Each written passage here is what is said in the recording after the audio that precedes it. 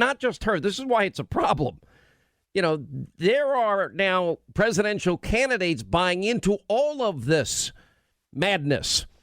All of them, you know, getting rid of oil and gas and getting rid of the combustion engine and getting rid of cows and airplanes. And I'm like, OK, they've all lost their minds. You know, it's really, but it's real. That's the problem. It is real in as much as it's not just Ocasio-Cortez. You got at least 100 of these House lunatics that are advocating, free everything. You guarantee free, guaranteed job, guaranteed wages, guaranteed nursery school through college or trade school or both or whatever you prefer. Free government Medicare for all, but you can't buy private insurance. Free retirement, everybody, whether you're willing or unwilling to work. Guaranteed healthy government food. Great. Well, there are days I just want original recipe from KFC. There are days I just want a Wendy's quarter pounder with cheese and a large fry and a large Coke with a real straw. There are days that I want a quarter pounder with cheese. Some days I just craving a piece of pizza. I'm saying all of this because I've been on a diet. It's all making me starving. But this is insanity. And I know many of you think this can't be possible, but it is. This is, and the lunatics, they can't accept that Trump won. They can't accept the Mueller report. They can't accept that everything they've built up, all the anticipation, so over-promising and under-delivering, it was never happening. They have no idea, earthly idea, what is about to hit them. Look at this in Starbucks. According to Business Insider, they're now installing needle disposal boxes in their bathrooms. If ever there was a reason, besides the coffee's horrible, it really is. It's awful. When you try blackriflecoffee.com, you're going to love it. It is the best. Why? Why is Starbucks stores in 25 markets now feel the need to install needle disposal boxes? All that's going to do is encourage drug addicts to go in there and shoot up. Or if they need a needle, they'll dig their hands in and pull one out. Dirty needle, not a good idea. But that's all part of the world we're living in now. This is now a new reality. And I'm watching these 2020 candidates last night. And I'm like, whoa.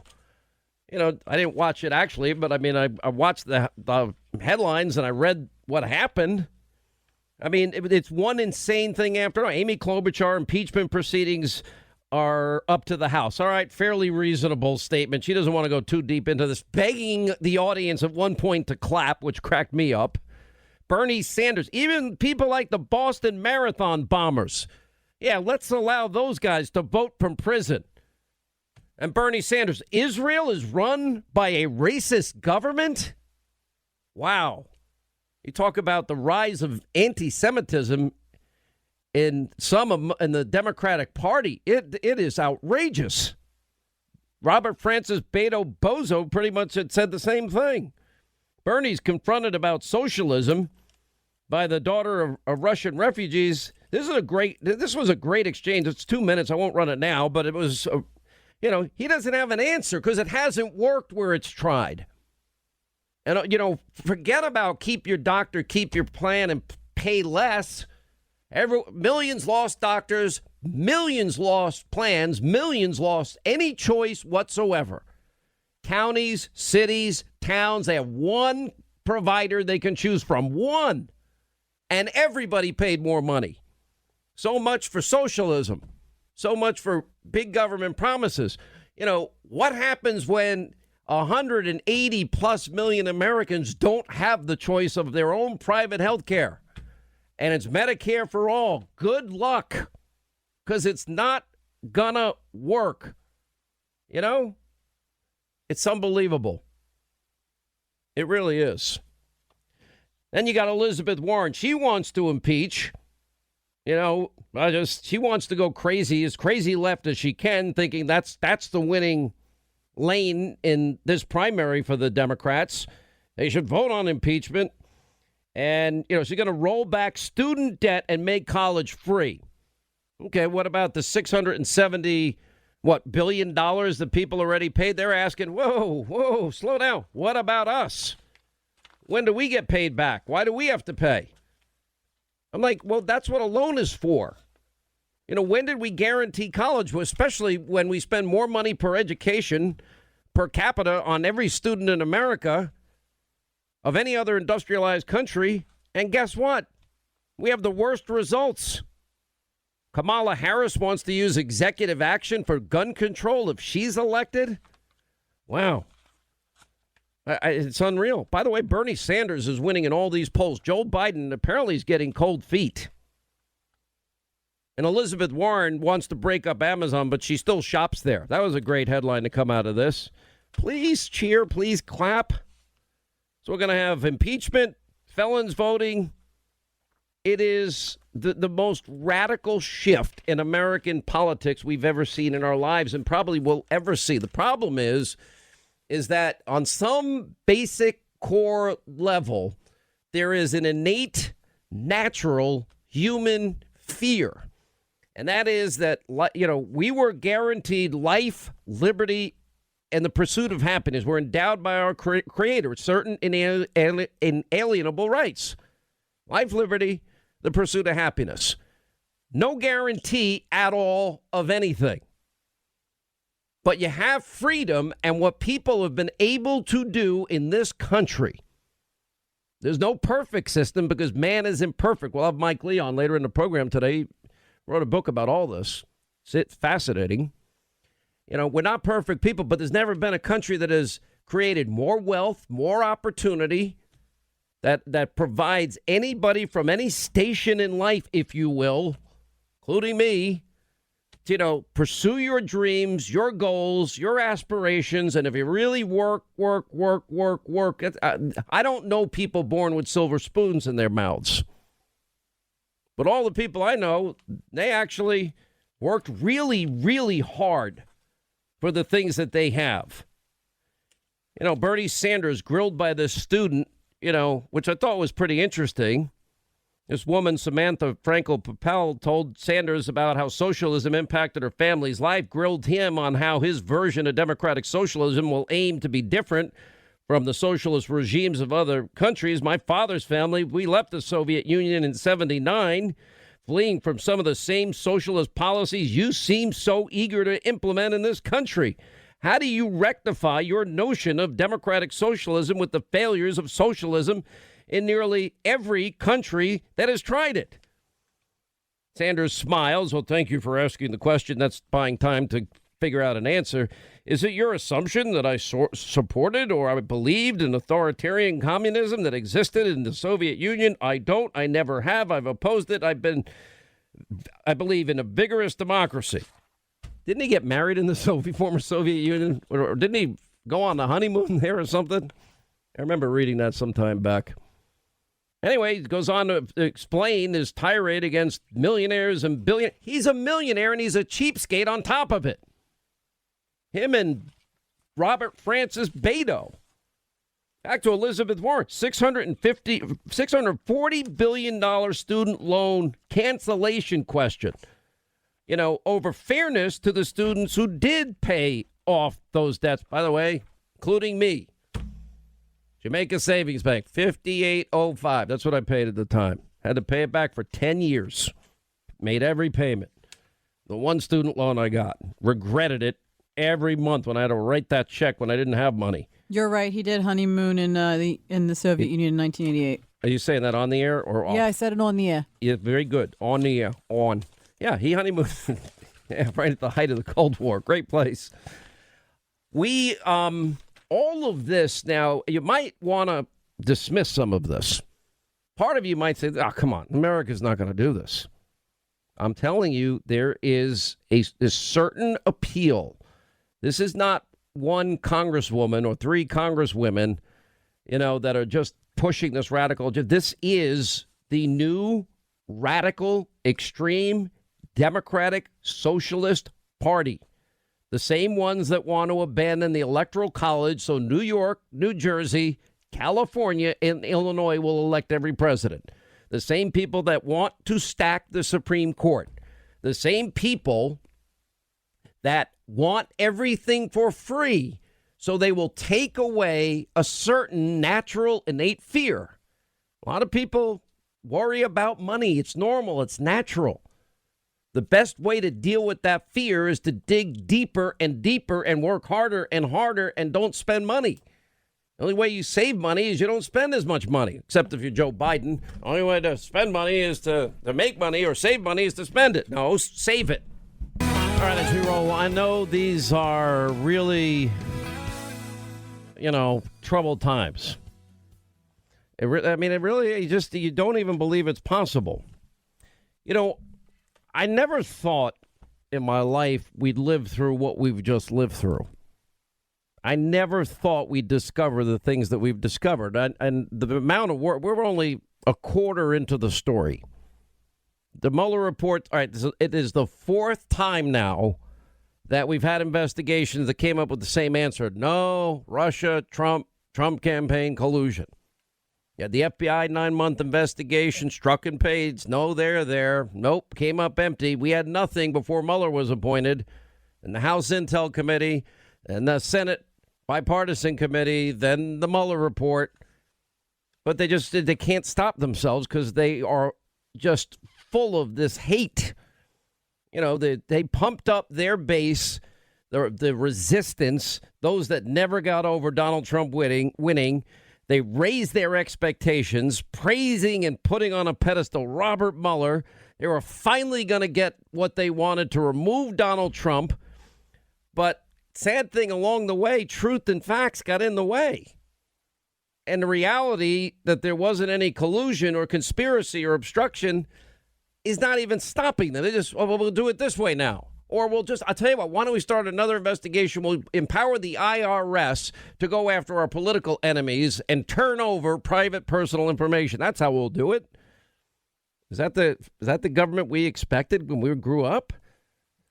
Now, all right, so now Democrats, they just have to hit new levels of delusion. They just have to come up with new conspiracy theories, new reckless fantasies about how they'll impeach Trump.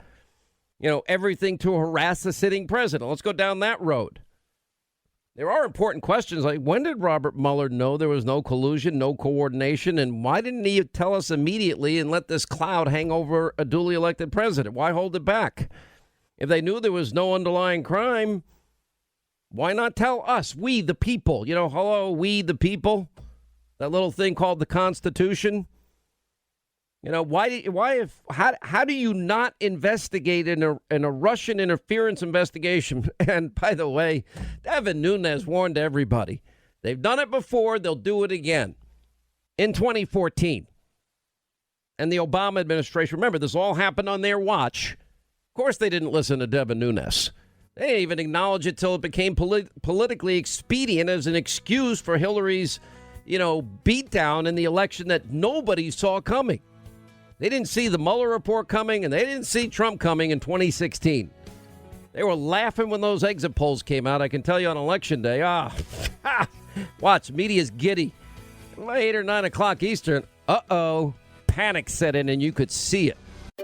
Finding great candidates to hire can be like, trying to find a needle in a haystack. Sure, you can post your job to some job board, but then all you can do is hope the right person comes along, which is why you should try ZipRecruiter for free at ZipRecruiter.com/skill. ZipRecruiter doesn't depend on candidates finding you. It finds them for you. Its powerful technology identifies people with the right experience and actively invites them to apply to your job. So while other companies might deliver a lot of hay, ZipRecruiter finds you what you're looking for. The needle in the haystack. 4 out of 5 employers who post a job on ZipRecruiter get a quality candidate through the site within the first day. ZipRecruiter, the smartest way to hire. And right now, you can try ZipRecruiter for free. That's right, free. Just go to this exclusive web address, ZipRecruiter.com/skill. That's ZipRecruiter.com/skill. ZipRecruiter.com/skill.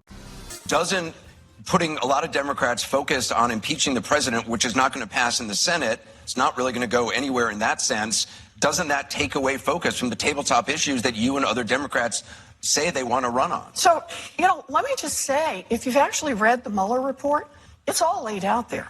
It's not like it's going to take a long time to figure this out. It's there. It's got the footnotes. It's got the points. It connects directly to the law.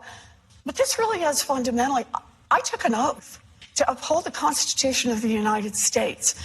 And so did everybody else in the Senate and in the House. And I believe that every person in the Senate and the House ought to have to vote and to say either, yeah, that's okay with me. Yeah, let a president just step in the way he did when he told the White House counsel to go fire Mueller, and then told the White House counsel to go lie about having told the White House counsel to go fire Mueller, and then told the White House counsel to write a letter saying that Donald Trump had not told him to go fire Mueller, and then to say, why on earth would you take notes about what I said to you? The lawyers I deal with never put anything in writing. If there are people in the House or the Senate who want to say that's what a president can do when the president is being investigated for his own wrongdoings, or when a foreign government attacks our country, then they should have to take that vote and live with it for the rest of their lives. Senator Sanders, you have said that you believe that people with felony records should be allowed to vote while in prison. Does this mean that you would support enfranchising people like the Boston Marathon bomber, a convicted terrorist and murderer? Do you think that those convicted of sexual assault should have the opportunity to vote for politicians who could have a direct impact on women's rights? I think the right to vote is inherent to our democracy. Yes, even for terrible people. Because once you start chipping away and you say, well, that guy committed a terrible crime, not going to let him vote. Or that person did that, not going to let that person vote. You're running down a slippery slope. So I believe that people who commit crimes, they pay the price. When they get out of jail, I believe they certainly should have the right to vote. But I do believe that even if they are in jail, they're paying their price to society. But that should not take away their inherent American right to participate in our democracy. Upon being elected, I will give the United States Congress 100 days to get their act together and have the courage to pass reasonable gun safety laws. And if they fail to do it, then I will take executive action. And specifically what I will do is put in place a requirement that for anyone who sells more than 5 guns a year, they are required to do background checks when they sell those guns. I will require that for any gun dealer that breaks the law, the ATF take their license. And by the way, ATF, alcohol, tobacco, and firearms. Well, the ATF has been doing a lot of the A and the T, but not much of the F. And we need to fix that. Oh, we'll just do everything by executive fiat power. We'll just delegate what I want. Forget legislation. We don't need a legislative branch. But by the way, remember, they're going to say, well, Donald Trump used the emergency service to get well, there's actually a real law that we cited to you that specifically grants the president of the United States to actually use funds when there's drug trafficking on our southern border. On top of, there's been a lot of homicides, and 90% of heroin crosses that border. Now fentanyl crossing that border, and cartels and gang members, and 30,000 sexual assaults in 2 years, nearly 4,000 plus homicides, and 100,000 violent assaults by illegal immigrant alien criminals. That's not good for the American people. The president also has a little constitutional pledge that he makes as he takes on the role as commander-in-chief to keep us safe. It's just unbelievable. This is your modern, radical, extreme, Democratic Socialist Party. This is what they stand for. It's amazing. You look at some of the numbers. Watching some of these highlights and listening to some of these highlights today, and it's just so outrageous. Wall Street Journal had a good piece out today. As the Democrats, remember, Medicare for all means to Kamala Harris and some of these other candidates, you have no option. We have over 180 million Americans that have private insurance. You have no option to get your own plan. You're stuck. So if it doesn't work out, if the promises aren't fulfilled, if they run out of money, well, it's going to be like the National Health Services in Great Britain. They actually, if you're a person that has met your life expectancy, you need a hip replacement, knee replacement. Well, you've already lived your expected amount of years. You're likely not going to get it. There's a reason that so many wealthy Canadians come to America for health care. Their single payer system's so great that people prefer to spend money out of pocket in the United States to get, their stents, their knee replacements, back work, whatever they happen to need, cancer treatment here in the U.S. And what makes me mad about the Republicans on this side is, here they tell us for 7 years they're going to do something and then vote 65 times, show votes. And then when the moment comes, the moment of truth, they get a real president that is going to repeal and replace. They didn't even have an idea. And how many times in that 7-year period did we put Dr. Josh Umber on this program from Wichita, who has created a system that is brilliant. Concierge medical care for every American. $50 a month, unlimited care for adults, $10 a month for your kids. He negotiates directly with the pharmaceutical companies, 95% reduction in prices. If you have high cholesterol, high blood pressure, whatever you need in terms of a prescription, you walk out of the doctor's office with it. $50 a month, stitches, broken bones. If you need an x-ray, you pay an extra couple of bucks, not even $10. He has cancer treatment drugs, breast cancer drugs, chemotherapy drugs. He's told me $6 a treatment because he negotiated directly. He's duplicated this model around the country. Now, you couple that $50 a month, you buy a catastrophic health care plan. God forbid you get the cancer. God forbid the bad accident. God forbid the heart attack. That costs real money, and you need a big hospital, not the day-to-day stuff, blood pressure, cholesterol, my toes are going numb, whatever. I mean, everybody has whatever. And the higher the deductible, let's say you have a $10,000 deductible. All right, maybe you can't afford $5,000, but the higher the deductible, the catastrophic plan is going to pay for everything if just in case something horrible happens. That's what insurance is supposed to be about. Now nobody wants to pay a $10 copay. And everybody thinks doctors who spend all these years in college and medical school and residencies and internships, and then I have all those student loans to pay back, and then they want to put an office light on, and they got to pay the rent, and then they got to pay the electric bill, then they got to hire the nurses and the aides and the blah, blah, blah. It's, when do and people get upset. Doctors make too much money. No, they don't. By the time they start paying back, nope. I know for whatever reason, I'm friends with so many doctors. And it's not what you think. In part because the government dictates. It's not supply and demand crisscrossing and dictating price. No. The government says how much you can charge. I know doctors that will forbid their own kids that probably have a natural inclination or talent towards medicine because they've been around it their whole life. You talk them out of it. Like I talk my kids out of don't go in the public eye no matter what you do. That's what I tell mine. Just stay, go do something where it's not public. That's my advice. I don't care what you do. It's up to you. Well, anyway, back to the Wall Street Journal. It's a little reality check for people. We can afford to expand Medicare coverage. Every single person. Keep your doctor, keep your plan, save less. Here we go again. But by the way, no doubt coverage probably for illegal immigrants, too. We already paid that cost. Billions and billions of dollars. Educational system, the healthcare system, criminal justice system, because we don't secure our borders. Anyway, so the Wall Street Journal's reality check on this. Their latest report by the trustees of Social Security and Medicare, quote, both Social Security and Medicare face long-term financing shortfalls under currently scheduled benefits and financing. Medicare's hospital insurance fund would be depleted in 2026 as lower payroll taxes and reduced income from the taxation of Social Security benefits weighed on the trust fund's income. Basically like a Ponzi scheme that they've had all these years. Problem is the population now is aging.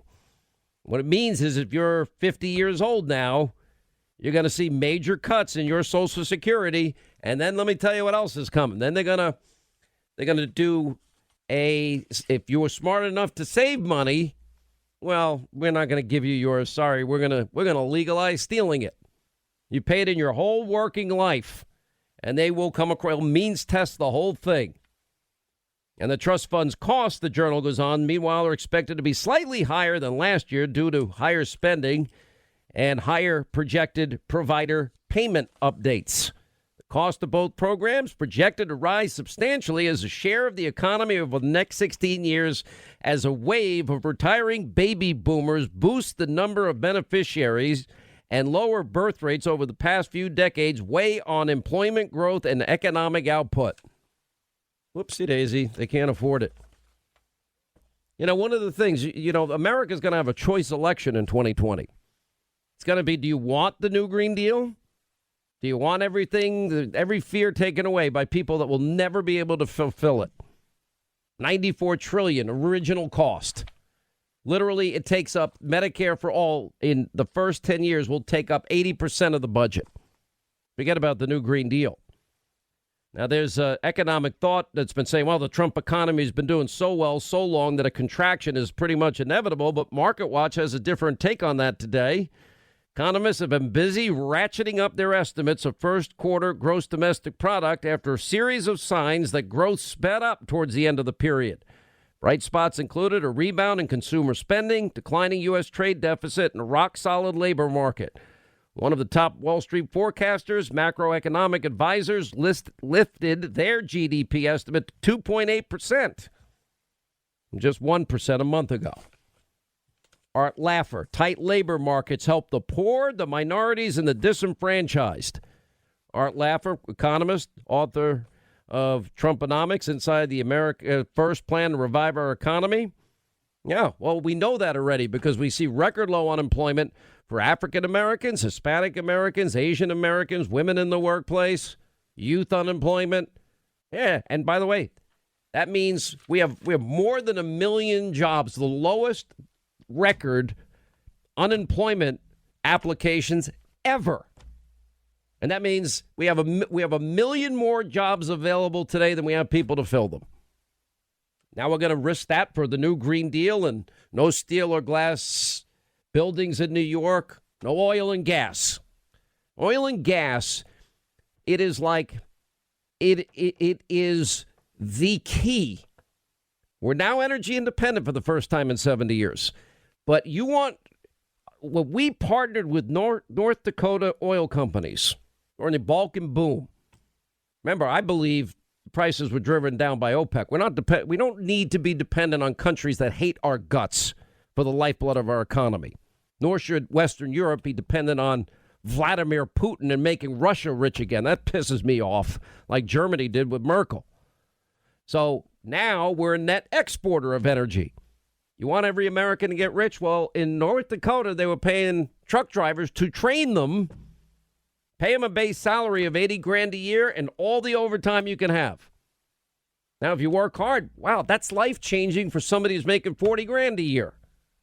Now you can afford that truck you've always had your eye on. Now you can maybe, start saving for a down payment for a new house. If we went full-bore energy in this country, every American would have a shot at being rich in the sense that a nice home in a safe neighborhood, a nice car, truck, whatever you want, van, and then you'd be able to take your kids to Disney. You'll hate it, but you'll have to do it. At least by the second trip, you'll begin to hate it. Trust me, the lines are atrocious, even with Fast Pass. Or whatever other vacation you want. Be able to go out to dinner, not have to worry about it. I mean, that would be great for every American. The great thing about the Trump economic boom is it helped the forgotten men and women in this country. That's the best part of it. The people that deserve it the most. Jerry Lee Lewis's fifth wife, dead. Sid and Nancy, dead. Kurt Cobain, also dead. Courtney Love, insane. Johnny Cash, addicted. Ike Turner, abusive. And XXX Tentacion and Amy Winehouse, completely off the rails. Disgraceland is a rock and roll true crime podcast about musicians getting away with murder and behaving very badly. It is hosted by me, Jake Brennan. I grew up in and around rock and roll, and the one thing I know to be absolutely true is that real rock stars are insane. More like feral narcissistic animals than functioning members of society, and this is precisely what makes them so damn entertaining. Tupac, Biggie, Marvin Gaye, James Brown, John Lennon, Gigi Allen, and the Stones, and the Hells Angels running security, and a dead kid on the dance floor. These stories and more are all waiting for you in Disgraceland. Listen to Disgraceland on the iHeartRadio app, Apple Podcasts, or wherever you get your podcasts. What I found out recently, which was really quite surprising, the dossier, which really is got a lot of garbage in it, and Mueller found that to be the case. Early in building the intelligence community assessment on Russian interference, in an early draft, they actually put the dossier on page 2 in kind of a breakout box. I think it was the CIA pushing this. Real intelligence experts looked at this and said, no, this is not intelligence, this is garbage, and they took it out. But in this process, the idea that they would include something like that in one of the great stellar intelligence assessments, as Mueller also found out, is highly questionable. Needs to be investigated. Sir, could I ask you a couple of questions? Will you testify before Congress, sir? No comment. Are you sure about that, sir? Well, if he were anybody but the president, would Mr. Trump be indicted, sir? Now that you finished Sir, why didn't you make a recommendation to Congress one way or the other, sir? Are you going on vacation at least somewhere? Did the Attorney General accurately characterize your positions on conspiracy and obstruction, sir? It's amazing. New York Times, Bob Woodward said the Steele dossier is garbage. It should be investigated. All right, little too late, but welcome to the club. And NBC correspondent tries to ask Mueller a question. It's leave people at church alone, just like leave their kids alone. It's ridiculous. Even, it's Easter Sunday. He can't take the camera out of the guy's face. Newt Gingrich is with us, former Speaker of the House, Fox News contributor, who has a brand new novel he wrote, and it's coming out, I think, next Tuesday. It's called Collusion, that he wrote. I'm sure that's not ripped from the day's headlines. How are you? I'm having a ball, and I just want to point out my novel is about real collusion in which a Senate aide tries to help the Russians poison the U.S. Senate. So gives you a taste of what real collusion... Oh, wait a minute. Wouldn't it be real collusion, too, if you paid for a Russian dossier that was filled with, as the New York Times is now reporting, likely Russian disinformation? Why didn't they investigate that? That could be real collusion. Of course, that's why I think I may be one of the few people who believes that this dance is not yet over. I don't think that we are at the end of the game here. I think we're maybe one third of the way into the game, because the more you look at the Mueller report, the more you think about it, the more questions there are. And there's more by the day. So we get the Mueller report. They can't be any more clear about there's no collusion. As Bill Barr said, he had been as well as Rod Rosenstein. It took them really seconds to determine it didn't rise to the level on obstruction. And then they also included the Office of Legal Counsel, and that had no consideration on the question of whether you can or cannot indict a sitting president. That wasn't an issue. But you still have the obsessive compulsive rage, Trump-hating Democrats and this media mob that is addicted to waking up. You once said every morning, how do I hate Donald Trump today? Right. Well, but I'm surprised that you're surprised. This is who they are. Well, sometimes you cut your losses. That you got your ass kicked. You should be embarrassed by now. That would require rationality. Good point. I stand corrected.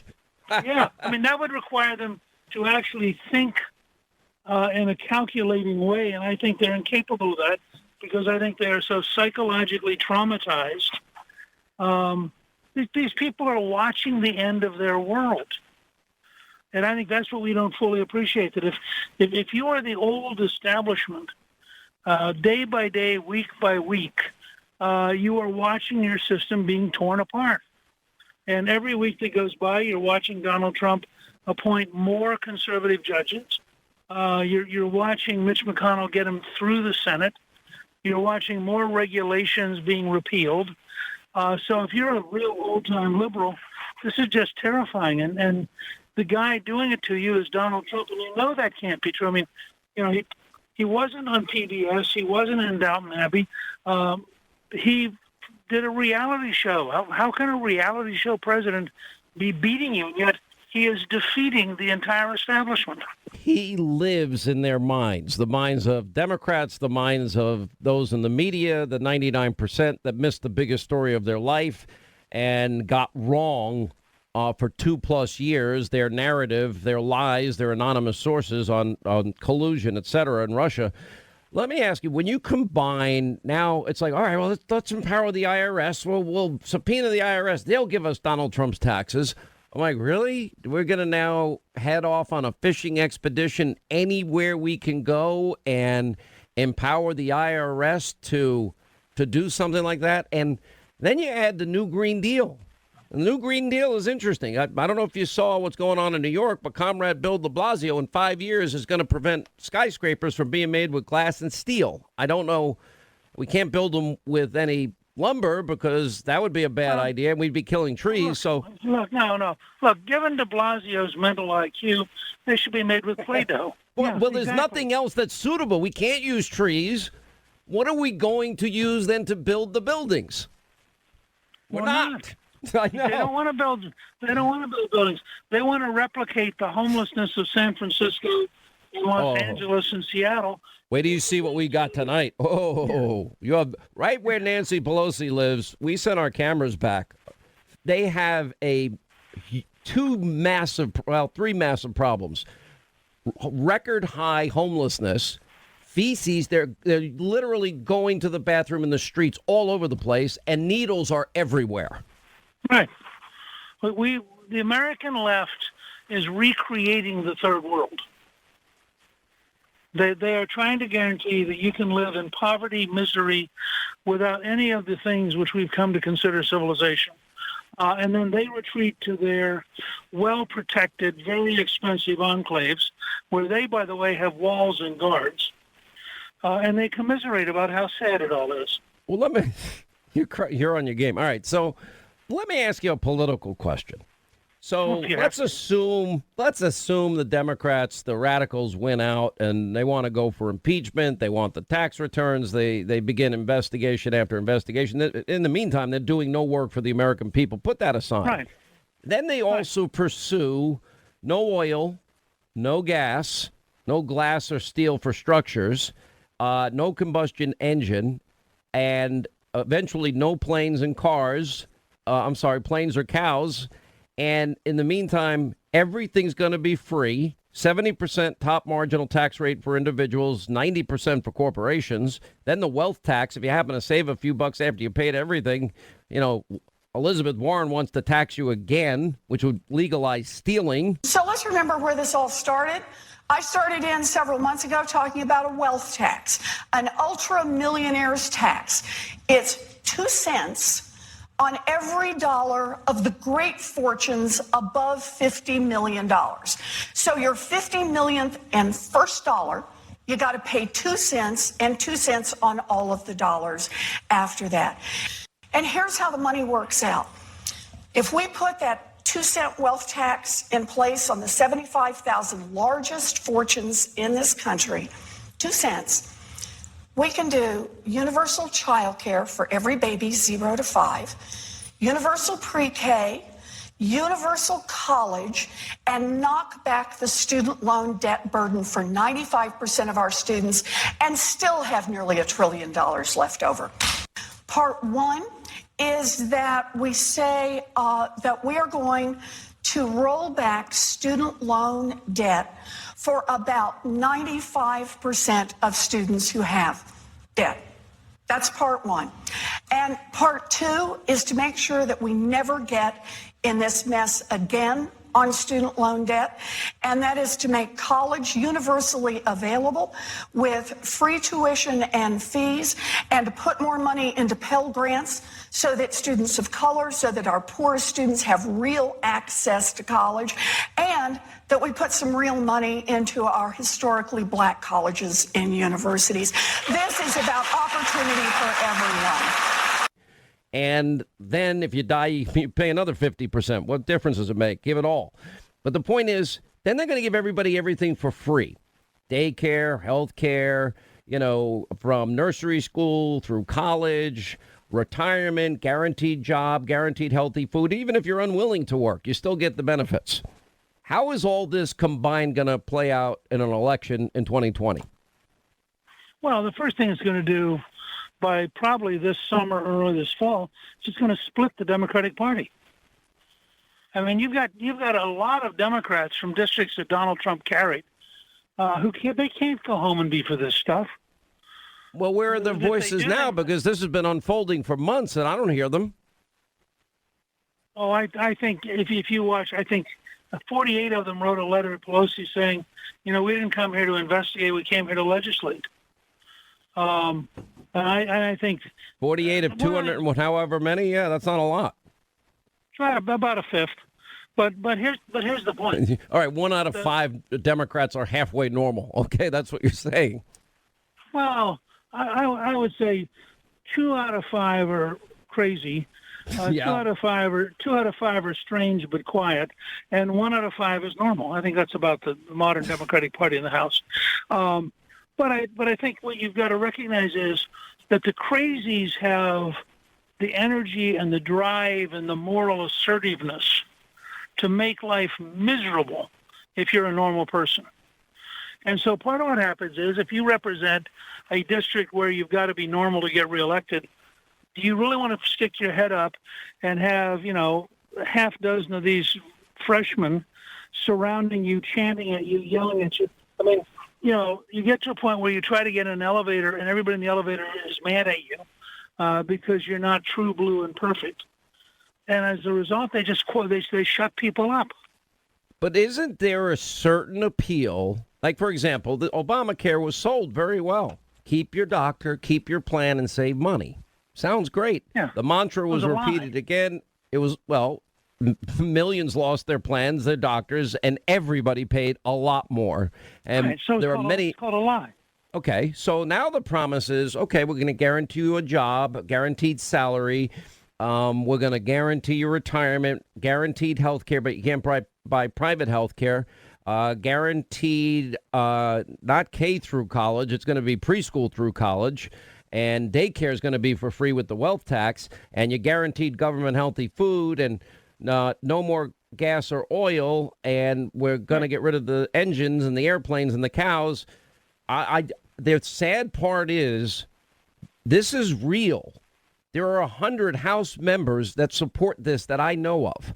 There are now at least on some level, most of the Democratic candidates embracing a big portion of this. So who wins the nomination? Joe Biden seems to be showing fear of getting in every day. Well, look, I frankly, I looked at the results in Ukraine, and I'm beginning to think that Jon Stewart should run. I mean, a comedian in Ukraine got 73% of the vote against the incumbent president. And compared to the current Democrats, Jon Stewart would look rational and intelligent. Sort of like when he had the, what was the name of that concert that he had? Then he had Cat Stevens playing, formerly Cat Stevens, Yusuf, whatever his name is. Anyway. Well, hang on. We'll take a quick break. More with Newt Gingrich. His new book out Tuesday, by the way, Collusion, a novel, and he's going to look at some of the pressing questions facing this country and much more. 800-941-SEAN, toll-free number. We got a great Hannity tonight. We do head to the streets of San Francisco. We got a full report and also a big announcement tonight. Straight ahead. Hey everyone, I'm Dr. Oz. I love getting to talk with you on my show every single day. But when the cameras stop rolling, the conversation isn't over. So I decided to start a podcast in order to dive deeper into the issues and ideas that I love sharing with you. It's Health Unfiltered. My wife Lisa will be joining me, and together we're taking wellness to the next level and having a little fun along the way. Listen and subscribe at Apple Podcasts or on the iHeartRadio app or wherever you listen to podcasts. All right, a final moment with Newt Gingrich's new book out. It's on Amazon.com, Hannity.com, bookstores everywhere. It's called Collusion. Make a prediction. Do they impeach or not impeach? Lindsey Graham thinks they're going to stampede towards. I don't think so either. I don't think they're going to impeach. They're going to try and gin up enough support. They're going to make lots of noise. They'll make lots and lots of noise. They will have a hardcore group that would love to impeach. People are going to get very tired of this. I mean, the American people are looking at the best economy that they can remember, the lowest black unemployment in history, the lowest Latino unemployment in history. They're looking at an opportunity here to have a much better future. And then they got these Democrats who are just whacked out and who want to throw it all away for partisan reasons. That is not a winning formula. The one thing at the end of the day, George Will used to always say this, what drives elections are peace and prosperity. And the prosperity is at a record high with record lows in terms of unemployment, et cetera, setting one economic record after another. In terms of America's position on the world stage, we're now showing a lot of strength that we haven't shown the last 8 years. I think that's right. And I think that they're glad that we have an assertive, pro-American foreign policy. And they think that it's actually good to have a president who, puts America first, because that's what they think the American president ought to do. I think I'm going to send a plane over to Italy like once a week and fly you back and forth. So you're too much. I got to run. Mr. Speaker, thank you for being with us. You have called for impeachment proceedings to be initiated against President Trump. What do you say to those Democrats who say, look, this is not the time. It's going to take away focus from winning in 2020. Speaker Pelosi told her caucus again just today that she has no plans to immediately initiate impeachment proceedings. So there is no political inconvenience exception to the United States Constitution. Obstruction of justice is a serious crime in this country. But Mueller believed, because of the directions from Donald Trump's Justice Department, that he could not bring a criminal indictment against a sitting president. So I think he's wrong on that, but that's what he believed. So he serves the whole thing up to the United States Congress and says, in effect, if there's going to be any accountability, that accountability has to come from the Congress. And the tool that we are given for that accountability is the impeachment process. For those of us who have been following the investigation and have seen any part of that report, it is very clear that there is a lot of good evidence pointing to obstruction and obstruction of justice. And I believe very strongly, first of all, let me just be very clear about the table set. I believe that we need to get rid of this president. That's why I'm running for to become president of the United States. So that is part of the premise, obviously, of my point. But I think we have very good reason to believe that there is an investigation that has been conducted which has produced evidence that tells us that this president and his administration engaged in obstruction of justice. I believe Congress should take the steps towards impeachment. If proven, which hasn't been proven yet, some of this, if proven, some of this would be impeachable, yes. All right. Obstruction of justice, if proven, would be impeachable. And you're going to go about to see if you can prove it? Well, we're going to see where the facts lead us. Two of the 2020 New Deal, radical, extreme Democratic Socialist Party candidates, and they're all out of their mind. You know, it's so frustrating as somebody that has pointed out that there's so many other things that the media did not cover, the 99.9% of issues. The rigged investigation. Strzok and Page were laughing at the idea that this wasn't rigged. It's being done in the Justice Department. They're all Democrats. The fix is in as it relates to Hillary. There was an underlying crime. There's no ambiguity about the Espionage Act, 18 U.S.C. 793. There is also, when she deleted and bleach bit and busted up devices and pulled out SIM cards, there was intent. The intent to destroy evidence of the underlying crime, which was the Espionage Act. There's no bigger slam dunk case for either the Espionage Act. Even James Baker, the general counsel under Comey, number one lawyer in the FBI, thought she should be indicted, and obstruction than hers. And these people want to be president. They don't know about separation of powers. They don't know the role of Congress. They don't know the law.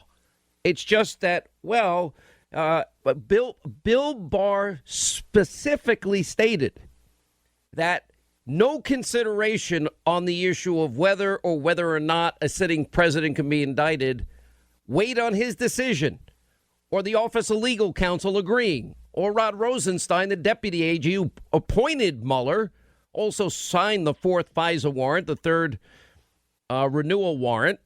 They all agreed. It's ridiculous. Anyway, Mike Lee is with us, one of the real constitutional scholars in the U.S. Senate, and he has a new book, and to me, it's a really important read for everybody. It's Our Lost Declaration, America's Fight Against Tyranny from King George to the Deep State. It just came out today. It's on Amazon.com. We'll throw it up on hannity.com. Senator, how are you? And welcome to New York. Thank you very much, Sean. It's good to be with you. Let me start first, though. You have written two columns, one on CBSNewsIsaw.com and the other on FoxNews.com. They might have just written them up differently. They had no evidence of Trump wrongdoing to begin the impeachment process. And you also said it would be a mistake for the Democrats to pursue impeachment. But let's talk about the law, which is your area of expertise first.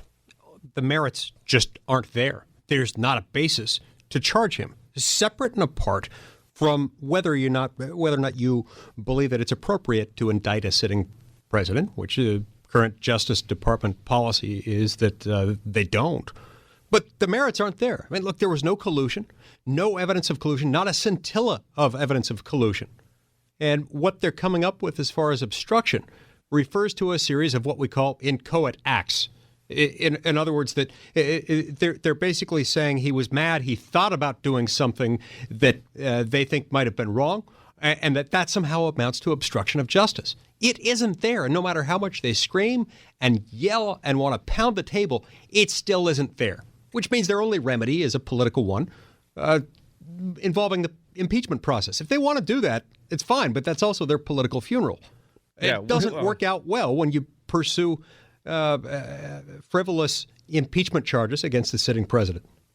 So we now know, as a matter of fact, that a lot of these upper echelon deep state actors, and I want to get into your thoughts on it all because you chronicled this in the book, but they thought about secretly recording a president of the United States. They thought about invoking the 25th Amendment. He was not their chosen candidate. And again, many of these same players were involved in rigging Hillary's investigation, trying to rig a presidential election. You know, all the talk about Russia collusion. Well, Hillary did pay for a Russian document that even the New York Times says now might have been Russian disinformation. And that was leaked to the media to influence voters before the election, and also used as a backdoor to take away Carter Page's constitutional rights and spy on the Trump campaign, as they had Stefan Halper spying on Papadopoulos, Clovis, and Page. A lot of spying on that campaign. Exactly. And these are all problems. Look, anytime you try to take debatable matters and move them beyond debate, using the overpowering force that is government, you've got a problem. It's even more of a problem when you try to put those running the deep state beyond the reach of the law. Now, that was the case at the time of King George III. As I point out in my book, the deep state then was headed by a guy who wore a crown and called himself King George III, purported to have divinely appointed authority from God himself to rule and reign. We don't have a king today, but we do have thousands, if not tens or hundreds of thousands of federal bureaucrats who wield basically unreviewable and unreviewed power. That is its own form of problem, and we've got to fix that by returning to our founding era values. You know, you talk about the Declaration drafted by Thomas Jefferson. I refer to it, and people have said, you're wrong, Hannity. I said, it's our founding document. And it is our founding document. We hold these truths to be self-evident, and it goes on from there. All men are created equal, endowed by their creator with certain inalienable rights, that rights come from God. I believe that with all my heart. Do you agree with me that that's our founding document? Because to me, it is. Absolutely. It is our founding document. As I sometimes put it, it's the picture. The Constitution is the frame surrounding the picture. The Declaration is itself the picture. Here in your studio, you've got some amazing paintings of various U.S. The forgotten presidents. men and women, yeah. Exactly. And by the way, the guy that draws them is in Utah. Which is part of why those paintings are so amazing. All good things have a tie back to Utah, these paintings in particular. But listen, I love Utah. Don't get. It stings still a little bit that I got thrown out as the MC at the Freedom Fest every year in Provo. Which still makes no sense to me. No, it's all right. Don't worry because they love you there. We as Utahns love you, and we love your show. Makes no sense that they didn't. You know what I love about Salt Lake and Utah in general? It brings you back to another era. It's almost like America circa 1950. I remember going to the 4th of July parade there, and it's so different from so many other cities. And I know that a lot of people are LDS, and I don't know a whole lot about the religion. I just know the people that I meet are the nicest people. And I know the value system of the family is paramount. And I know that, like, it seems, Judaism is under attack, Christianity is under attack. Everyone wants to attack everybody else's religion. And I think, frankly, the more that people cling to their God, Bible, guns, and religion as irredeemable, deplorable, smelly Walmart people, I think we'll be a better country. It's the elites that are out of touch with that part of America. That's right. One of the things that distinguishes elites, whether they wear a crown or sit at a bureaucrat's desk, is that they consider themselves unreviewable.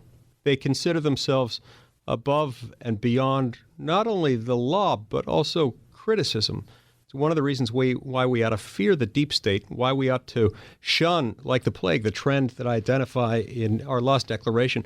Over the last 80 years of the people's elected lawmakers in Congress, shifting lawmaking power over to unelected, unaccountable bureaucrats. That is undermining our very way of life, and we can't let that continue. That's why we've got to continue to focus again and again back on what you rightly call the founding document, which is the Declaration of Independence. It's the picture, while the Constitution is the frame. You quote Thomas Paine, 1776, the great pamphleteer that he was, and a populist disgusted with Britain's rigid class system. Well, many years before James Madison wrote Federalist 51, he was expressing a similar sentiment. If human beings were angels, we wouldn't have need of government. And if we had access to angels to run our government, we wouldn't need all these rules. But we're in a fallen condition, so we need governments, and we have to have rules governing those who govern us. Just looking big picture, because really this book goes so deep into all of the legal framework and so on and so forth, our underpinnings, our principles, the great pamphleteers, the great those that defied tyranny, those that gave their lives, those that stood up for the principles of freedom. I know we're not a perfect country, but there's never been in the history of the world a country that has accumulated more power, abused it less, and used its power for the advancement of the human condition and protecting innocent people than the United States. That's exactly right. And the reason we have been strong, the reason we've developed the greatest civilization the world has ever known, it's not about who we are, it's about what we do. The choices that we've made, the fact that we've chosen liberty over tyranny. Many in our society, including many in the media industry, in the education establishment, would have our children believe that we're something less than our highest ideals. One of the reasons I wrote our Lost Declaration. Well, we may not be able to have kids, according to Congresswoman Ocasio-Cortez. Right. Or perhaps we should decline to do so out of concern for the environment. When, in fact, we as a country have done more to develop more innovative solutions that reduce emissions, that make our planet cleaner.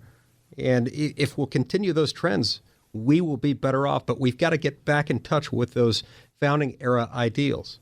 And that's one of the reasons why I think this book can help people who want their children to learn the things that perhaps they learned in school, but their children aren't being taught today. This makes a perfect gift for them. I can tell you with two of my own kids, there's not a lot of American history throughout the greats. Not much at all. Senator Mike Lee, Utah, in our studios today. Our Lost Declaration, America's Fight Against Tyranny, from King George to the Deep State. We'll come back. We'll continue. You can get it on Amazon.com, bookstores everywhere, hannity.com. But when we come back, we'll get also our News Roundup Information Overload. We have David Schoen and Danielle McLaughlin coming up. Right as we continue, final moments here with Senator Mike Lee, our Lost Declaration, America's Fight Against Tyranny, from King George to the Deep State. Do you see what I see coming, and that is FISA warrant applications, 302s, more closed-door interviews, gang of eight information? We are going to get to the bottom of those that abuse power. I believe we are. It's going to take time. Anytime you try to drain the swamp being an organic entity itself, tries to fight back. But there's no stopping the American people once they get wind of something. What they've figured out, Sean, what I've been trying to address for the 8 years I've been in the United States Senate, is that when you have things like Section 702 under FISA, where people can go and they can collect information and gain access to supposedly incidentally collected information on U.S. citizens. Unless you have rules that carefully constrain what happens there, you're going to end up with partisan political manipulation. All right, Mike Lee, his book, Our Lost Declaration, America's Fight Against Tyranny, from King George to the Deep State. Thank you for being with us. When we come back, we investigate the investigators, holding them accountable. That's coming up. Our News Roundup Information Overload Hour is next. Oh, and de Blasio's idea, no more glass, no more steel buildings in New York. Good luck. We'll discuss. Isn't it time we tell our side of the story? I'm Patrick Corelchi. And I'm Adriana Cortez, and we're the hosts of Red Pilled America, a new storytelling podcast. Red Pilled America is not another talk show covering the day's news. We are all about telling stories. Stories Hollywood doesn't want you to hear. Stories the media mocks. Stories about everyday Americans that the elites ignore. You could think of Red Pilled America as audio documentaries, and we promise only one thing: the truth. Every week, Red Pilled America hopes to inform you on a specific topic, but our ultimate goal is to entertain you. Each episode will pose a simple question. Can the Me Too movement really clean up Hollywood? Why is Los Angeles having a homeless surge? Is fake news really a new phenomenon? Then we'll look for the answer in the stories of the dismissed men and women all over our great country. Visit the iHeartRadio app to listen to Red Pilled America. That's iHeartRadio, and search Red Pilled America. The Chicagoan brothers told the truth. They could have remained silent, but instead they told the truth to the police, and with their right hand in the air, they told the truth to the grand jury. We're going to make sure that the lies and malice attacking our city, our police department, and my two clients are met with truth and healing. At this time, I'd like to read to you a statement that Ola and Bola prepared themselves. We have sat back and watched lie after lie being fabricated about us in the media, only so one big lie can continue to have life. These lies are destroying our character and our reputation in our personal and professional lives. Those who know us personally know that we don't have hate for anyone that is not who we are. We try to spread as much love and positivity with whoever we come into contact with. We will no longer sit back and allow these lies to continue. All right, that was, if you can believe it, the attorney for the Gloria Schmidt is her name, and they are now suing, the two brothers' lawyers suing Jussie Smollett and his attorneys, as this story now winds into one big mess. This is going to get interesting. Now, we do know that there is, again, we're all in favor of due process. I really don't know what happened here. It was a freezing cold night in Chicago, and supposedly it was a bunch of MAGA people beating up Jussie Smollett and so on and so forth. Then it turns out you got two guys saying, no, we were in on it and we did it and we actually were a part of it from the beginning and we even practiced it. And then we have video from a store where they are buying, let's see, rope and a red hat. And so you begin to wonder, well, those two guys telling the truth, or is Jussie Smollett telling the truth? And why, after a grand jury indicted him, well, why did the prosecutor just say, no, never mind, he gets to walk free? Now, there's still a federal investigation going into this, so we'll see what happens there. David Schoen is with us, criminal defense, civil liberties attorney. Danielle McLaughlin, also an attorney, is with us. Welcome both of you back to the program. Thank you, Sean. Look, I know you're a great criminal defense attorney, David. I'm not exactly sure when you have two eyewitnesses that are given such specificity about practicing and preparing for this attack and then caught on video buying the very things used in the attack. I'm not exactly sure how you get around that as a criminal defense attorney, but again, I believe in the presumption of innocence. Listen, it turns out what we know now is both of these brothers have testified. The whole thing was a hoax that Smollett set up. He paid them to do it according to them. They testified accordingly before the grand jury, and they were vetted by a number of police officers and prosecutors before they were put before the grand jury. The grand jury found they were telling the truth, and they indicted Smollett on 16 felony counts of setting up this whole thing, both to promote himself. According to the brothers in their lawsuit, what they say is Smollett's agenda was to make his employer appreciate him as a gay, black, talented actor. Didn't feel he was being appreciated enough, so he set this thing up to cause the international outrage it's caused. Didn't think that he would get caught. You don't sound like a criminal defense attorney here. I mean, I would think you're laying out the case of the prosecution, but it seems overwhelming, the evidence. And what I don't understand is, I mean, he just digs deeper. If he did this, let's just assume for a second he did all of this, and these brothers are telling the truth, and he's not telling the truth, and what we saw on the videotape is true. Why would somebody dig down this deep, and why, after a grand jury indicted based on that evidence, would the prosecutor just say, never mind? Yeah, it's a freakish situation. First of all, I've never seen a prosecutor do something like this. We know now, based on news reports, that Mrs. Obama's sort of right-hand person, Tina Chen, intervened at some point with the prosecutor. Tina Chen, who, by the way, now is running the investigation into the Southern Poverty Law Center, she's got her own problems as a result of this political influence. The whole thing is a mess. But what's crazy is that after all of this, that Mark Garagos and his associate, Tina Glandian, would continue to malign these brothers. They should have walked away and thanked their lucky stars that everything happened. They had Al Sharpton on their side, which is another irony after the Tawana Brawley thing. The whole thing is a big mess, and Garagos should have kept his mouth shut and walked away. The fact that these brothers are now suing him is indicative of something pretty strong on their side, it seems to me. What do you think, Danielle? What's your take on this?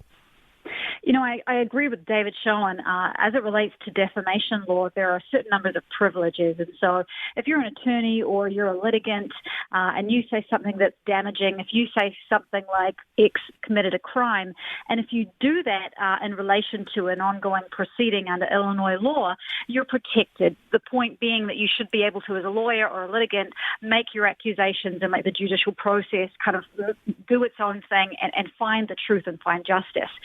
The problem here is that Mark Garagos' associate made defamatory comments about the brothers, saying that they had lied in the grand jury, saying that they had in fact committed a hate crime against Mr. Smollett. This is all happening. These comments were made after the charges were dropped, which means it's a question whether they get the privilege as it relates to defamation, or whether they will actually be on the hook for making these defamatory statements. Because, of course, being accused of a crime is extremely damaging to your reputation, and what they've alleged in their complaint is defamation per se, where words are obviously and materially harmful. And the thing about defamation per se is that your damages are presumed, so these brothers are not going to have to prove that they lost money in their livelihood. The damages are presumed by the court. What do you think the odds, David, that federal charges are brought against Smollett? I don't think they'll be brought against him, frankly. I think, it's probably just a waste of time and money. But there supposedly is a serious investigation going on. If the allegations we hear are true about what Smollett did, then there should be charges brought against him. It's a very serious abuse of the system, and it ruins the integrity of the system for everybody. But, let's be clear. What these brothers have said now, Mark Garagos is a savvy guy. And remember, supposedly, Avenatti was in this case also. Garagos is a savvy guy. According to the brothers, though... I've known Garagos for years. He's not a bad attorney. He's smart. Yeah, he's tough. Yeah, but he is an associate, according to the complaint, went on Good Morning America, the podcast, and other shows. Not only maligned, the boys said they were lying about this, these two young men, two brothers, but also he accused one of them of engaging in homosexual acts with Smollett, which, so according to this guy, puts his life in danger. He's heterosexual, he says. He's dating a Nigerian woman. And in Nigeria, homosexuality is illegal. He says it puts his life in danger. He accused them of running a business that's a hoax and all of that, according to the allegations in the complaint. So there's a lot of serious stuff going on here, and we're going to see how it plays out. Yeah, Danielle, yeah, go ahead. Yeah, I agree. Garagos, because of course there's another lawsuit where the city of Chicago is trying to recoup the money that it spent on the investigation. There are 1,836 overtime hours spent on this investigation. They want that money back, and statutorily they can get it plus 3 times. So they can get about $400,000 if they win that lawsuit. And now we have Garagos saying that he's going to sue the city for defamation because he says the city is defaming Mr. Smollett by saying that that this was a hoax. And he's obviously he says this because the charges have been dropped. So it's a real mess here. I agree. Garagos is a very sophisticated lawyer, and the idea that he would send someone to Good Morning America or a podcast after charges had been dropped to further some of these damaging statements, including statements about perjury and steroids and all sorts of terrible stuff. I'm scratching my head a little bit because it doesn't seem to have been a very smart move. Let me switch topics on both of you because you've both been engaged in this whole issue of Mueller, the Mueller report. One interesting development we had today, Judicial Watch says that a senior FBI official admitted in writing and under oath that the agency found Clinton email records in the Obama White House, specifically the executive office of the president. Bill Priestep, the assistant director of the FBI Counterintelligence Division, made the disclosure to Judicial Watch as part of a court-ordered discovery in the Clinton email issue. Quote, this astonishing confirmation made under oath by the FBI shows that the Obama FBI had to go to Obama's White House office to find emails that Hillary Clinton tried to destroy or hide from the American people, according to Tom Fitton, who is the Judicial Watch president. No wonder Hillary Clinton has thus far skated, because Barack Obama is implicated in the scheme. David, does that make sense to you, especially in light of the Strzok Page closed-door testimony, which said, this was all being run by Loretta Lynch and her Justice Department that was never they rigged the investigation into Hillary? It more than makes sense to me. I mean, listen, it still should be shocking, but I'm afraid after all of the stuff that you've learned about what went on with the Hillary Clinton emails and then what followed, I'm afraid I'm not shocked by any of it anymore. And I think that, as you have said and others have said, if there's going to be an investigation here, it needs to be a full investigation of exactly what happened that caused the American taxpayers to pay $35 million or however many billions of dollars and paralyze the country with this Mueller so-called investigation all of this time. And it looks like the bad guys are walking off scot-free. The folks we still have the FISA applications. We still have the Horowitz report, the Huber report. We now have an attorney general that is starting his own investigation into spying. He said it. It happened. We know it happened on multiple levels. Then we got the rigged investigation into Hillary, the attempt to rig the presidential election by cheating and spying on the Trump campaign, and that back door by lying to a FISA court and committing fraud, and then trying to bludgeon the president and undo the election of the American people, a duly elected president. Danielle, it all happened. We have a Mueller report, which we've seen about 92% of, and that is really now in the hands of Congress. I don't see any attacking that report. There were 2,300 or so footnotes. It was very carefully and clearly investigated. That has nothing to do with my question. I asked you about. I'm asking about these deep state actors that abused their power, rigged Hillary's investigation, We know she violated the Espionage Act, and we know she obstructed justice. And then, of course, the FISA abuse. Then, of course, backdooring their way by committing FISA fraud into the Trump campaign. The FBI did a full and fair investigation into her server practices, and they found that she was careless, of course, but there wasn't enough. And the original language was gross negligence until it was changed to extreme carelessness to get rid of the legal standard. But she did have classified top secret marked on her private email server in a mom and pop bathroom closet. So there's nothing really left to say about it. And although the statute does not, for mishandling classified information, does not require intent, the Supreme Court has required that for a showing, and the prosecutors. Well, what was the intent of putting it in a bathroom closet when you told your own employees not to do it? I think she was trying to separate the personal from the personal. Well, she didn't succeed at it, and everybody knew it. Well, and why did she? Wait, what was the intent of deleting? And bleach bit and busting up devices? What was the intent there? Well, busting up a device is to make sure that nobody gets their hand on your BlackBerry, which has classified information on it, through a proper channel. So some people have said that she should have busted up more of them. And so in that sense, that was a national security. All right. I'm going to ask David the same question on the other side. All right, as we continue, David Schoen, attorney, Danielle McLaughlin, attorney. We're just getting into, Danielle is making excuses here. What was Hillary's intent with the private server, with the top secret classified information, which is a clear violation of the Espionage Act? And didn't she show intent to destroy the evidence with deletions and bleach bit and hammers and no SIM cards?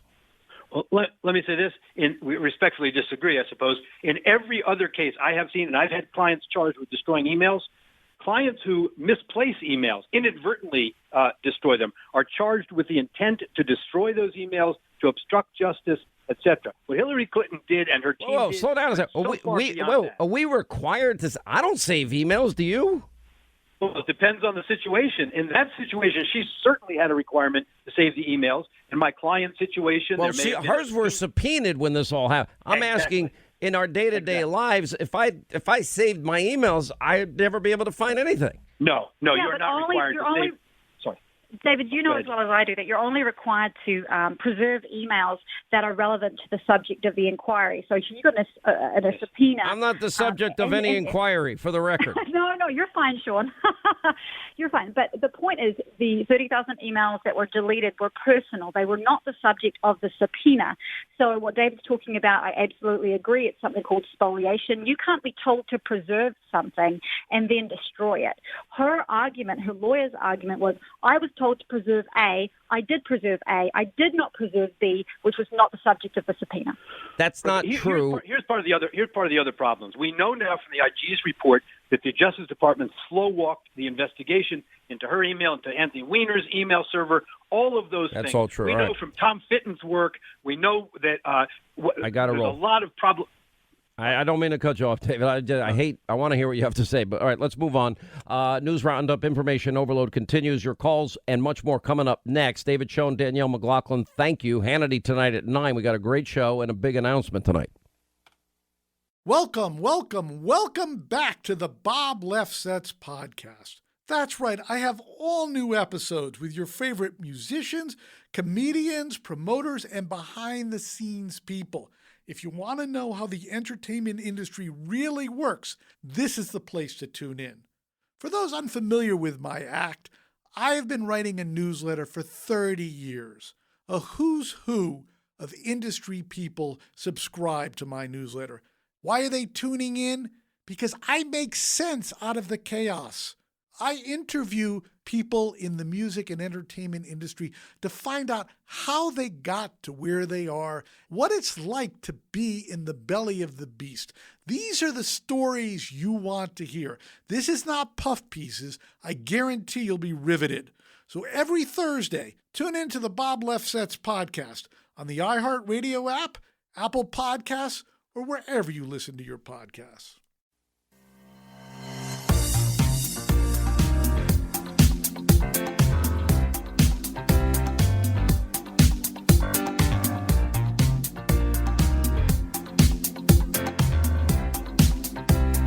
Sean Hannity talks to the people involved in the top stories of the day. Every day. Sean Hannity is on. All right, 25 till the top of the hour. Glad you're with us. 800-941-SEAN. You want to be a part of this extravaganza. Great New York Post has been doing great covers lately. And they've got one of Comrade Bill de Blasio. Is he still thinking, Linda, about running for mayor? I don't even know anymore. I hear he's going for president now because he's reached his term limits. Going for president. He's going for president. Yeah, is he in or not? Is he in what? Insane? Absolutely. Well, okay, he's insane. So it says Stone Age. It has a picture of Fred Flintstone. Okay? And what's amazing is it says, de Blasio's green plan, we're going to ban classic glass and steel skyscrapers and retrofit every building in New York. Do you know? I mean, so they have a picture of the New York skyline, including the Freedom Tower, and with de Blasio saying that they're going to get rid of all glass and all steel, and in the new Hudson Yards structures, in the not environmentally friendly, even though they've been awarded the highest green rating. What are we allowed to build with then? Whatever puts money in his pocket. I want to know. Here's the question on my mind, and on your mind, on my mind. And here's the thing. You know, this is a New York issue. This is a New York state of mind problem, and you know, not all of our listeners are from this area, but I think that this could be a national problem, which is these people that become mayors and state legislators. You know, they're playing games with our money, and you know, his wife just lost $900 million. She doesn't know where it is. So the same guy that wants to retrofit all these buildings takes helicopters when he doesn't want to be caught in the traffic, takes a SUV, which is not a green emissions car, let me tell you, all the way to Brooklyn because he wants to work out in the gym that he grew up in the area he grew up in with his people who he knows where he's from, as opposed to just acclimating to his current surroundings so he wouldn't have to do any sort of emissions from any sort of large gas-guzzling SUV. This is the same man who now wants to retrofit all the buildings in New York City. You know what? Go for it. Get all the bids. I can't wait to see how many bids you get. Let's get all the bids. Get all the bids. For bamboo. Bamboo. All right, you're going to build, let's see, you're going to build a bamboo Tower. Buildings. Let's do it. No. Bamboo is we are taking from the earth. What are you talking about? You know, or we can't build it out of, you can't. You're making my point for me. This is the bottom line. You know, it's kind of like when AOC said, you know, I'm the boss because nobody else has solutions. Lady, you don't have solutions. You can't even spell solutions. The problem with the socialists is that all of these idiots are out there making all of these grand gestures so mean and to claims. At AOC, that's mean. Oh, please. Please. We should invite her on the show. I thought we tried. I'm sorry. I love our listeners. I would never do that to our audience. No. Wrong. This is a woman who does videos eating carrots. Okay, and we'd like to invite her on the show. I'd like to talk over her plan for the new Green Deal. Is it a carrot-free interview? She can eat whatever she wants on the air. I don't care. The sad part is, and actually Mitch McConnell, of all people, gave a speech in Kentucky, and he said, the problem is it's not just her. It's the Democratic Party. You have Democratic presidential candidates. What we saw on display last night, which we've been talking about throughout the day today, is an unmitigated disaster. It is it was 5 hours of crazy. It was completely insane. It was 5 hours of crazy. That's a great way to put it. 5 hours of crazy. I was like, good God. And I bet you CNN still had bad ratings. Better than normal, but normal is bad. So it's still fake news. And yeah, we were number one again. Don't worry. The only reason we have good ratings are because of our audience. End of sentence. Boom. Done.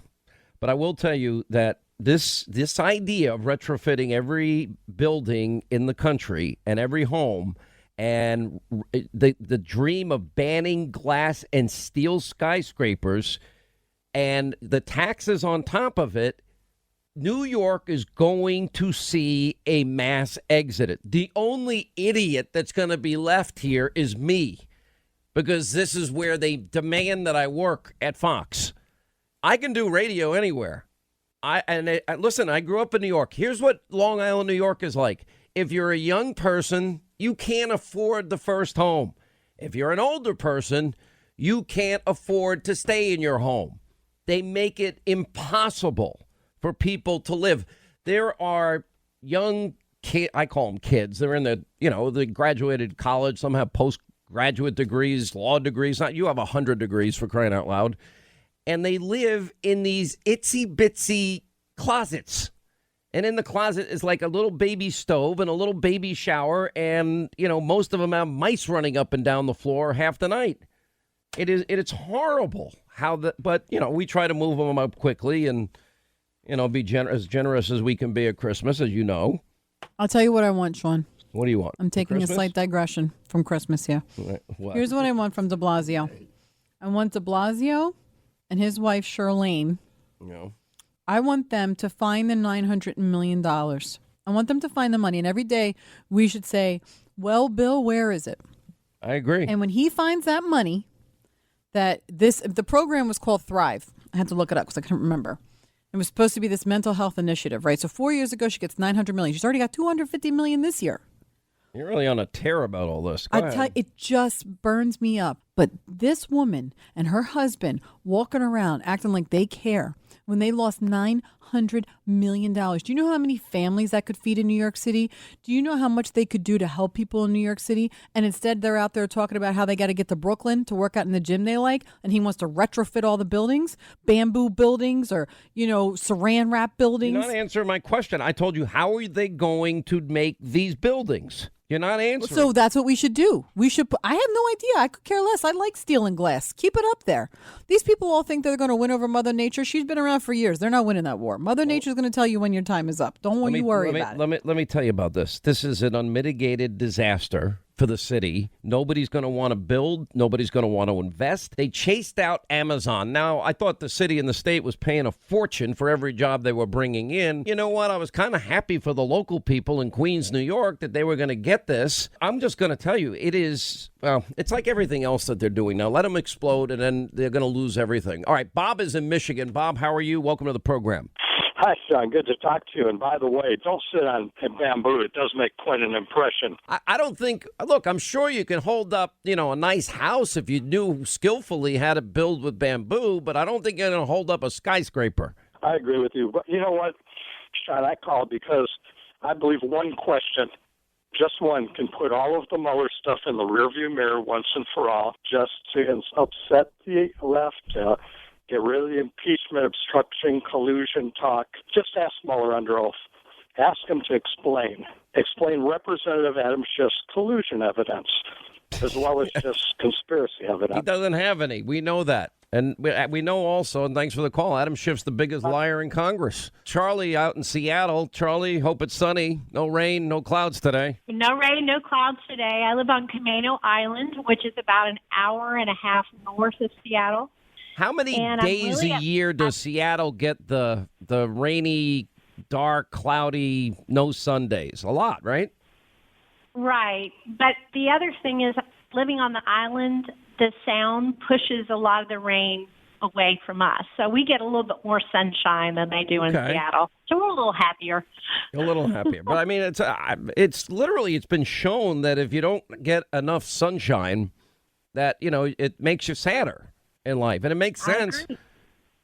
There are days I'm so wrapped up in this job, just to get off topic a little bit, I'm so wrapped up. And then I just take a walk from radio to TV, and I'm like, sun, fresh air, snow, rain. I don't care. It's just nice to be outside. That is true. I digress. True for us here, too. My problem that I have in Seattle or on Camano is I've watched Seattle be destroyed by the Democrats. And they want to talk environment. You can't get a straw in Seattle now. Good but grief. You could go down there. There are feces and urine and tent cities and trash everywhere. What used to be the Emerald City of beauty where you could take your kids. 15 years ago, I would take my two children down there to the aquarium, the zoo. No worries, no problem with crime or anything like that. And now I wouldn't go down there at all. There's been people, the crime is outrageous. The police hands are tied. In fact, the local news did a thing about Seattle dying I don't know if you saw it or not, but it's pretty tragic. I did not see that, and I'm not surprised. Look, there's a reason people are leaving New York, New Jersey, California, Seattle, Washington, and elsewhere. Anyway, thanks for a good call. Appreciate it. All right, Moses is in New Jersey, the all-new AM 710, the talk of New York, New Jersey, Long Island. What's going on, Moses? How are you, sir? I'm doing great, Sean. Living the dream. How about yourself? I'm good, man. What's happening? All right. So I actually just had a great conversation with one of the Border Patrol vice presidents of the Rio Grande Valley and also my Democratic congressman. But I'm not a Democrat. I just want him to actually do the work of the people down there. And I think 2 points very quickly. I think the one solution to solve the entire crisis is to identify the real crisis, and that's Congress. Congress is the crisis. That should be the new brand name for the president. And I think that they should appoint a nonpartisan, independent, 9/11 style type of commission to actually address what's happening at the border, because Congress has been incapable of doing so since the 80s. The only good news, Moses, is this. The president got his money. They reallocated unspent monies from the Defense Department. Nobody's talking about it, which is interesting because once he issued the emergency order and they didn't override his veto, he has the money. The wall. By the way, I'll get the exact numbers. The wall's going up. Repairs have taken place. And if this new company is able to pull this off, they say they can get the whole job done by 2020. I'm like, get that company. And they are insuring it. They would assure and ensure that they can do it at a price, by the way, that seemed really reasonable. Yeah, definitely. But what I'm talking about is everything other than the wall and what the president's working on right now. The other half of it, that's what has to be done through a commission and do Congress's work, basically. And once they get a blank check and give their findings to Congress, then in return, the president should start giving in a little bit on what to do with the illegal population in the country, starting with DACA. Yeah, well said. All right, Moses, thanks, brother. Curtis, Salt Lake City, Rod Arquette, KNRS. What's up, sir? Oh, hey, what's up, Sean? How's it going? The home of Crown Burger and Rod Arquette. It doesn't get any better than that. Yeah, I'm right by a Crown Burger, actually. I hate you right now because I love. But for those that never had a Crown Burger, they actually put pastrami on the burger, and you're like, no, that's not going to work. Oh, it works, and they've got the best milkshake, sort of like In-N-Out, and the best French fries too. They're amazing. I haven't been back there in a long time because I got kicked out of being the MC of the Freedom Fest every year in Provo. Yeah, I usually get the junior, but the reason why I called was, so the investigation on Trump was called the Crossfire Hurricane. Right. I think the investigation on the investigator should be called Crossfire Boomerang. Linda, write that down, okay? Writing it down. Cross and send it to Tiffin Porter. Do you mind? No, not at all. You know what you're going to see on TV tonight? Crossfire Boomerang. I promise you. Yeah. Oh, right, I'm going to get a big still store and put it up there as soon as I can. All right, we'll put it up on TV. Well, forget about my equipment, by the way, because it's all ruined. You can see it. I just dropped the... All we heard was crash, bang, boom. Yeah, crash, bang, boom. It was, I knocked the over boomerang my water. came back and hit you. The boomerang came back and hit me. Oh, God. I don't do that. You know, there are radio stations in the country that do not allow hosts to have any liquids in their studios, and I refuse to abide by that rule.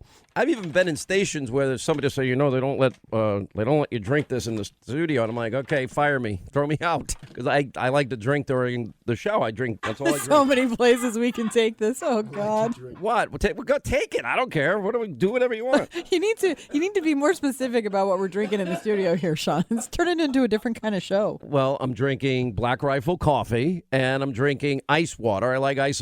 We actually have an ice making machine in our studio.